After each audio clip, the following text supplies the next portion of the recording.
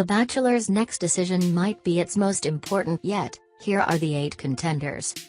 Get ready for the most dramatic announcement ever as the search is officially on to find the next star of The Bachelor. Coming off on-air Lou Iandick Jr.'s season, the pressure is on for producers to find the right man for the job.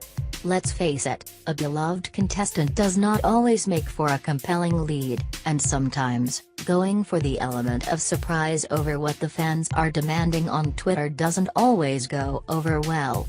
Just imagine how last season would have ultimately went over with Bachelor Nation had Ari not pulled off that infamous and controversial finale switch. We'd probably all still be asleep, haunted by endless whispers of Ari saying "I love that."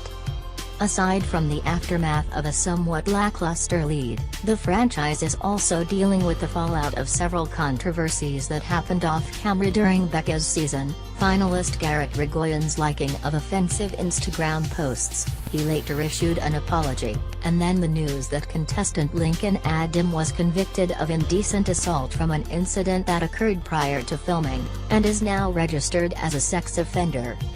Yeah. The pressure is on to really nail the upcoming season, which will debut in January 2019, on multiple fronts. But really, it all starts with finding the right lead to anchor the audience during the bumpy ride that is the Bachelor journey. Here's what you're looking for to be the next Bachelor: you're looking for that diamond in the rough, host Chris Harrison told E! News at the Men Tell All special taping. That guy, that without us shining a bright light on him, would otherwise go unnoticed. So which guys are currently in the mix to be the franchise's 23rd Bachelor?